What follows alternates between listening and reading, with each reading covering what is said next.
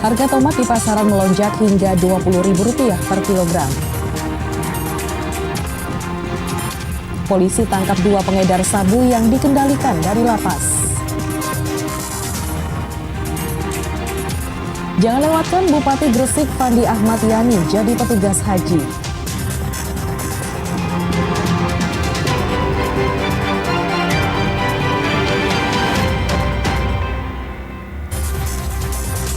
Halo saudara, apa kabar Anda hari ini? Kita berjumpa lagi dalam Kompas Jatim. Selain 3 informasi utama tadi, tim redaksi kami telah menyiapkan sejumlah informasi yang penting dan inspiratif lainnya. Bersama saya Vina Putri, kita jelang Kompas Jatim di Kompas TV, independen terpercaya.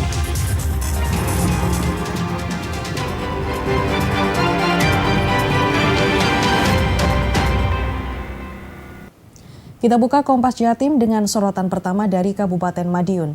Para pencari kerja memadati bursa lowongan kerja di Kabupaten Madiun.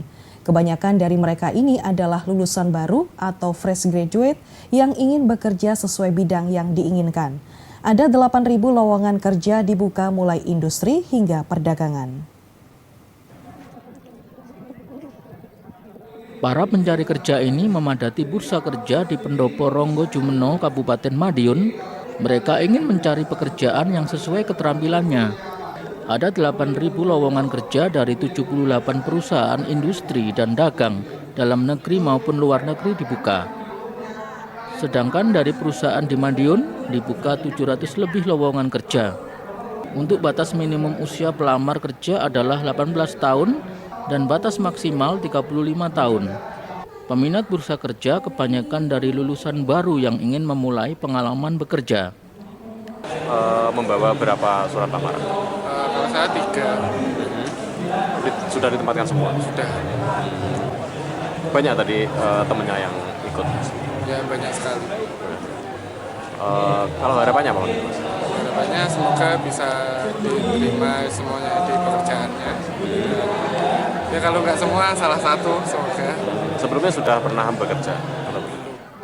Jumlah pencari kerja tahun ini meningkat dan sudah memiliki 4.000 pelamar. Sedangkan tahun 2024 lalu, jumlah pencari kerja di bawah 4.000 pelamar. Ada peningkatan jumlah pelamar karena tahun kemarin 4.000 kan sedikit, kalau ini 4.000 lebih. Data sampai tadi pagi ada 4.000 lebih. Batasan usia Pak? Jadi usia minimal itu 18 sesuai kriteria dari industri. Prosesi perekrutan tenaga kerja ini akan dipantau Dinas Tenaga Kerja. Imam Iswanto, Kompas TV Madiun, Jawa Timur. Sebelumnya, Saudara, Gubernur Jawa Timur Khofifah Indar Parawansa mengeluarkan surat edaran untuk pengusaha terkait larangan pembatasan usia bagi pelamar kerja. Hal ini dilakukan agar masyarakat yang terkena PHK tetap memiliki kesempatan untuk kembali bekerja di perusahaan lain sesuai kemampuan yang dimiliki. Menurut Khofifah, surat edaran terkait larangan pembatasan usia untuk melamar pekerjaan ini dilakukan agar masyarakat yang terkena PHK tetap memiliki kesempatan kembali bekerja di perusahaan lain sesuai kemampuan dan jam terbang yang dimiliki.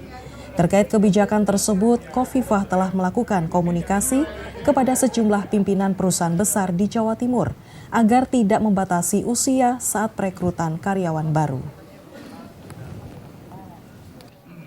Kan biasanya rekrutmen ketenagakerjaan itu ada maksimal umur sekian. Jadi kita menyampaikan surat edaran bahwa pada saat-saat seperti ini untuk menentukan usia di dalam rekrutmen ketenagakerjaan kita minta untuk tidak dilakukan. Tapi sudah kita komunikasikan dengan perusahaan A, kita komunikasikan dengan perusahaan B. Ibaratnya begini, ketika kita itu mengeluarkan kebijakan itu nggak bim salah bim tiba-tiba kita keluarkan, enggak. Kita sudah mengkomunikasikan untuk skill tertentu. Mereka ini kan sebetulnya skillnya udah bagus kalau dia udah kerja 20 tahun. Badan Pusat Statistik BPS Pusat merilis tren garis kemiskinan perorangan nasional dengan analisis tiap orang membutuhkan uang Rp20.000 per hari untuk membeli kebutuhan pokok. Namun warga di Kabupaten Madiun tak sependapat karena uang Rp20.000 per hari tak cukup untuk memenuhi kebutuhan pokok yang kian mahal. Sesuai data analisa BPS Pusat, tren garis kemiskinan perorangan nasional mencapai Rp595.242 per kapita per bulan. Angka ini bukan standar hidup layak, namun merupakan batas minimum pengeluaran agar bisa memenuhi kebutuhan pokok paling dasar. Artinya, setiap orang membutuhkan Rp20.000 per hari untuk memenuhi kebutuhan pokok. Namun menurut warga di Kabupaten Madiun, uang Rp20.000 tidak cukup memenuhi kebutuhan pokok satu orang per hari. Agar bisa memenuhi kebutuhan pokok dan gizi harian, satu orang memerlukan minimal Rp30.000 per hari. Belanja 20.000 dalam satu hari itu kira-kira gimana? Nggak cukup, Mas. Kalau biasanya habis berapa? Ini biasanya habis hampir 50 ke atas sih. Gitu. Apa sih? Kalau ini sayur-sayuran sama buat lauk sehari itu ada 35.000. Nah, kalau terus ada beras, minyak, terus di rumah buat nganu itu juga hampir 50 lebih. Itu bisa dipermudah. Kalau sekarang nggak bisa, soalnya kan harganya kan emang naik semua ya, maksudnya mahal-mahal semua ya gitu. Tempe aja satu kelonjor itu 5.000 gitu. Nah, itu dibanding sama dulu-dulu ya udah jauh. Biasanya habis berapa Bu untuk Ya belanja? 30 itu minim. Beras nggak beli loh. Iya. Terus yang dibeli apa aja Bu biasanya? Ya kan Kebutuhannya. nyayur apa? Ya, lauknya tempe, tahu, kerupuk, sayurnya bening. Berarti itu nggak bisa diperminim lagi gitu? Nggak Ya bisa, nggak tiap hari nggak bisa di minim 30. Berarti artinya memang untuk belanja 20.000 dalam satu hari itu per orang itu Ya belum cukup ya? 30 lah. Oh, Nih. itu minimal 30 berarti. Ya. Saudara, dalam sepekan terakhir, harga tomat di Kota Malang melonjak, tembus Rp20.000 per kilogram dari sebelumnya Rp5.000 hingga Rp8.000 per kilogram. Permintaan pasar yang tinggi menjadi pemicu kenaikan harga tomat. Di Pasar Besar Kota Malang, harga tomat kualitas bagus dijual Rp18.000 hingga Rp20.000 per kilogram. Kenaikan harga ini terjadi sejak dari tingkat petani selama sepekan terakhir. Harga tomat sebelumnya Rp5.000 hingga Rp8.000 per kilogram. Kusairi, pedagang tomat mengatakan, lonjakan harga karena permintaan dari luar Malang tinggi. Sedangkan menurut konsumen, kenaikan harga tomat sangat berpengaruh pada daya beli masyarakat dan memberatkan. Ada kenaikan. Ada kenaikannya mungkin karena permintaan terlalu tinggi di luar kota. Jadi otomatis ya naik. Terus naik. Mulai kapan? Udah sekitar seminggu ini. Semingguan ini memang akan naik. Kayaknya berat ya Mas ya. Apalagi penjualan sekarang di luar kan sepi ya Mas. Kayak gini loh Mas, pengeluaran lebih banyak tapi pemasukannya berkurang. Gitu, pemasukan berkurang berarti daya pembelinya itu berkurang. Gitu loh, daya pembelinya berkurang. Jadi untuk bahan-bahan naik itu kita kayaknya kurang pas. Sementara itu, Lembaga Pemasyarakatan Kelas 2A Kediri membina sejumlah narapidana atau napi untuk bertani. Langkah ini dilakukan sebagai upaya petugas untuk mendukung program pemerintah terkait ketahanan pangan.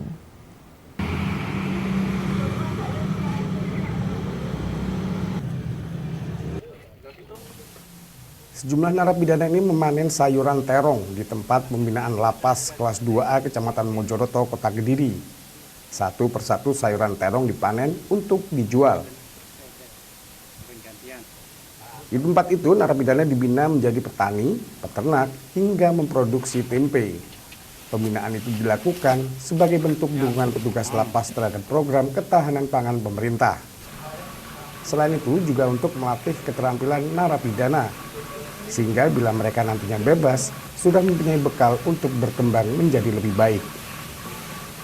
Hasil produksi maupun hasil panen dari pembinaan itu diberikan seluruhnya kepada para narapidana. Uang hasil jualannya biasanya diberikan kepada keluarga mereka di rumah untuk memenuhi kebutuhan hidup. Ya, jadi karena kita selain memenuhi dari program pemerintah tadi, terutama di Kementerian Imigrasi Pemasyarakatan, Ketahanan Pangan, kita juga kebetulan di sini ini kan kita punya lahan luas. Lumayan luas ini kalau tidak kita kelola dengan baik, nanti akan menjadi semak belukar dan itu tidak menguntungkan bagi program pembinaan. Sementara warga binaan sendiri cukup banyak. Oleh sebab itu kita harus memanfaatkan lahan ini agar lebih produktif. Sementara itu narapidana di Lapas Kelas 2A Kediri mengaku cukup terbantu dengan adanya pelatihan tersebut. Terlebih selama ini mereka belum pernah memiliki pengalaman dari yang didapat dalam pelatihan itu.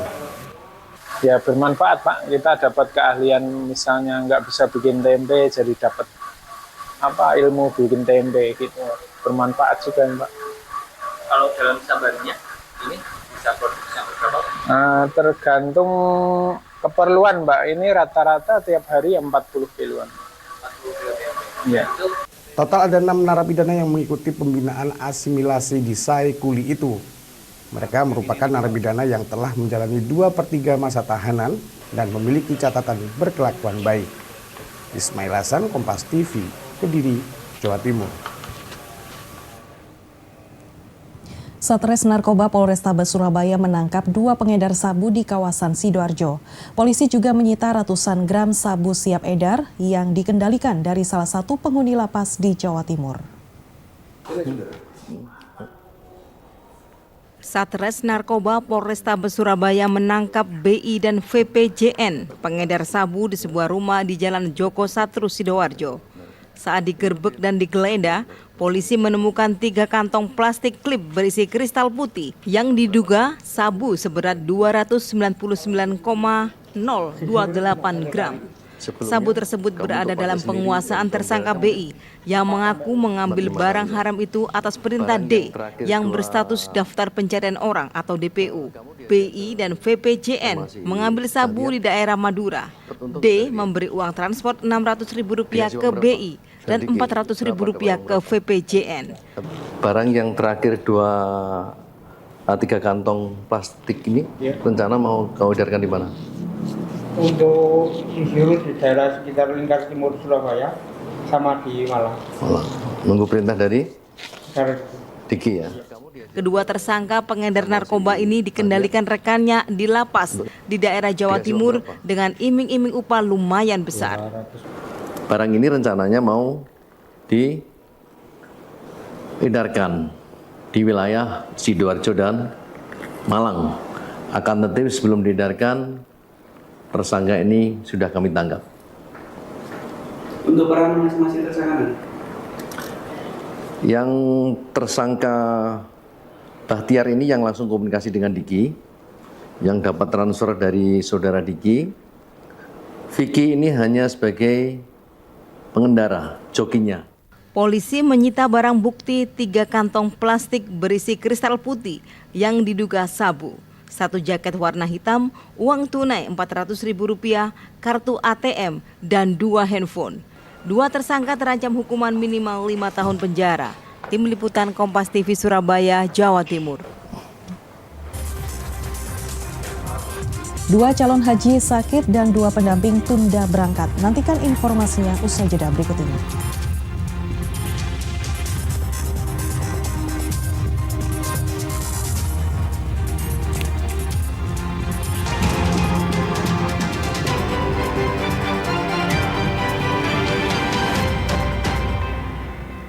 لبيك اللهم لبيك لبيك لا شريك لك لبيك إن الحمد والنعمة لك والملك لا شريك لك. Saudara, Bupati Gresik Fandi Ahmad Yani ikut mendampingi warganya yang akan berangkat ke Tanah Suci menunaikan ibadah haji sebagai petugas haji daerah. Hal ini dilakukan untuk memastikan ibadah haji warganya berjalan dengan lancar. Bupati Gresik ini memilih menjadi petugas haji untuk memastikan seluruh jemaah calon haji asal Gresik yang tergabung dalam 5 kelompok terbang mendapatkan pelayanan dan bimbingan optimal selama menjalankan ibadah haji di Tanah Suci. Sebelum keberangkatan, Bupati Fandi sempat menyampaikan pesan kepada para jemaah calon haji asal Gresik agar menjaga kesehatan di Tanah Suci dan meminta mereka untuk tidak khawatir akan keadaan di rumah yang ditinggalkan. Tadi sudah saya sampaikan dalam sambutan awal tadi kepada seluruh calon jamaah haji, khususnya di kloter 21 untuk menjaga kesehatannya. Terkadang Bapak Ibu ada sesuatu yang dipikirkan, kepikiran rumah. Dulu pernah ada cerita kepingin pulang karena punya hewan ternak dan lain sebagainya. Lah ini yang saya sampaikan, kita punya kesempatan yang menjadi salah satu calon jamaah haji, kita patut syukuri.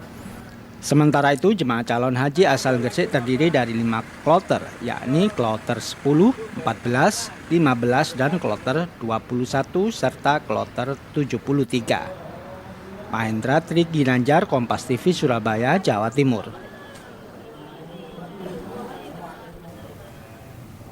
Seorang nenek berusia 90 tahun menjadi jemaah calon haji tertua di Jember tahun ini. Ia begitu bersemangat mewujudkan mimpinya untuk berhaji dengan menabung selama 50 tahun. Nenek Mardiah, asal Dusun Kedung Suko, Desa Bangsalasari, Kabupaten Jember, Jawa Timur, menjadi calon haji tertua di Kabupaten Jember. Nenek Mardiah kini berusia 90 tahun. Keberangkatan haji menjadi berkah bagi dirinya yang sudah lanjut usia. Ia merupakan jemaah calon haji yang mendapat prioritas keberangkatan. Ia mendaftar haji tahun 2020 dan diberangkatkan 5 tahun kemudian. Meski sudah tua, kondisi fisiknya masih sehat. Pandangan matanya masih normal, hanya pendengarannya yang sedikit terganggu. Mardiah akan membawa kursi roda ke Tanah Suci agar bisa digunakan saat kelelahan. Sejak muda, Mardiah bekerja sebagai buruh tani. Hasil upah yang didapat ditabung untuk biaya haji. Alhamdulillah bisa naik haji, senang melain tani. Bersama siapa, Bu? Bisa naik haji dan tani. Abang Rahman. Bolong-bolong keseng, Bu ya. Bolong-bolong keseng. Mardiah naik haji didampingi anaknya Abdurrahman yang juga daftar haji di tahun 2020. Abdurrahman juga mendapat prioritas keberangkatan karena harus mendampingi ibunya. Dan alhamdulillah, saya gak nyangka kalau ibu itu bisa berangkat tahun ini. Dan saya alhamdulillah dikasih rezeki dengan Allah bisa mendampingi ibu. Jadi sambung doanya semoga saya dan ibu itu satu diberi kesehatan, bisa lancar semuanya dalam pelaksanaan ibadah haji dan bisa menjadikan haji yang mabrur. Mardiah dan anaknya berangkat ke asrama haji Sukolilo, Surabaya pada tanggal 10 Mei dan diterbangkan ke Tanah Suci keesokan harinya. Hernawan Mustika, Kompas TV, Jember, Jawa Timur. 4 jemaah calon haji asal embarkasi Surabaya terpaksa menunda berangkat ke Tanah Suci. 2 jemaah sedang menjalani perawatan di Rumah Sakit Haji Sukolilo, Surabaya akibat sakit gagal ginjal. Sedangkan 2 jemaah lain adalah pendamping 2 jemaah yang sakit. Akibat sakit gagal ginjal, 2 jemaah asal kloter 6 Kediri dan kloter 14 Gresik terpaksa menunda keberangkatan ke Tanah Suci. Keduanya kini menjalani perawatan di Rumah Sakit Haji Sukolilo, Surabaya. Selain 2 calon haji sakit, pendamping 2 jemaah sakit, yaitu istri dan suami, juga menunda keberangkatan ke Tanah Suci. 2 jemaah sakit dan 2 pendampingnya yang tunda berangkat ini akan ke Tanah Suci bersama kloter berikutnya, jika kondisi kesehatan kedua jemaah sakit sudah membaik dan layak terbang.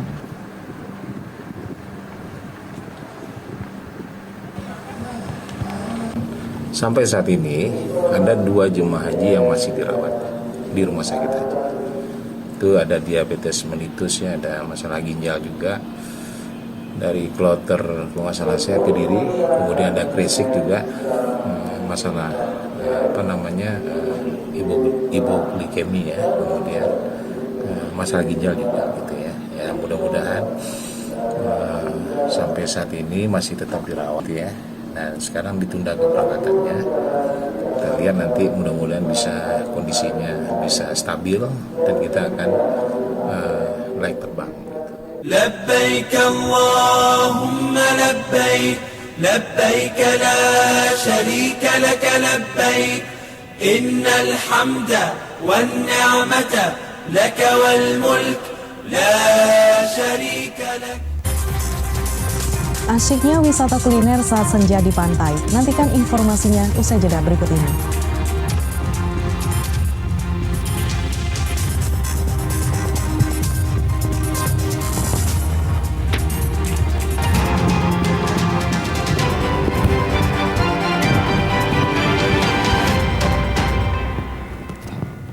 Saudara, Pantai Bletok, Bungatan Situbondo memiliki daya tarik bagi pengunjung dengan panorama sunset atau matahari terbenam di saat senja. Tak hanya asyik bersantai dan bermain, pengunjung juga bisa berwisata kuliner, menikmati aneka menu makanan dan jajanan tradisional setempat yang sulit didapatkan di tempat lain. Dan informasi ini sekaligus menutup jumpa kita di Kompas Jatim hari ini. Jangan lupa saudara untuk menyaksikan live streaming kami di kompas.tv dan channel YouTube Kompas TV Jawa Timur. Kompas TV, independen terpercaya. Saya Vina Putri, sampai jumpa. Beginilah keindahan pesona senja di dermaga Pantai Bletok, Bungatan Situbondo. Pemandangan bak lukisan alam yang menakjubkan terhampar di ufuk barat saat matahari akan tenggelam. Keindahan pemandangan sunset bisa dinikmati pengunjung saat cuaca cerah. Kondisi pantai yang menjorok langsung ke arah barat mampu menarik banyak pengunjung. Tak hanya menikmati keindahan alam di bibir dermaga, kini para pengunjung bisa berwisata kuliner menikmati aneka menu dan jajanan tradisional desa lokal Patemon Bungatan. Pemerintah menggerakkan potensi wisata ini dengan memfasilitasi tempat bagi UMKM untuk berjualan. Kecamatan di sepanjang Jalan Pantura itu bikin acara seperti ini dengan tematik ya. Kalau sekarang karena Pantai Bletok ini senjanya, itu sunsetnya itu bagus banget. Kita kasih nama kuliner senja Bungatan. Nanti ada Jelo City, jangkar lokal kuliner and sporty, gitu ya. Ada juga weekend pagi, wisata kuliner Narokan. Nanti di Besuki ada lagi, di Asem Bagus ada lagi nanti semuanya. Sejumlah menu dan jajanan tradisional ini jarang bahkan tak ada di tempat lain, seperti tajin sora, tajin palapa, bubur, atau jenang hingga apen lopis khas Situbondo. Saya makan apen khas dari Bungatan sini dah. Apen itu memang makanan tradisional sini yang terkenal dengan khasnya lembut, terbuat dari tepung beras. Ada 70 pelaku usaha mikro kecil dan menengah UMKM di pasar kuliner di Pantai Bletok ini. Pengunjung hanya merogoh kocek kuliner murah meriah untuk membeli menu dan jajanan tradisional mulai harga Rp1.000 hingga Rp5.000 per porsi. Pengunjung bisa menikmati panorama sunset mulai pukul 15.30 WIB hingga saat terbenamnya matahari ufuk barat. Tim Liputan Kompas TV, Situbondo, Jawa Timur.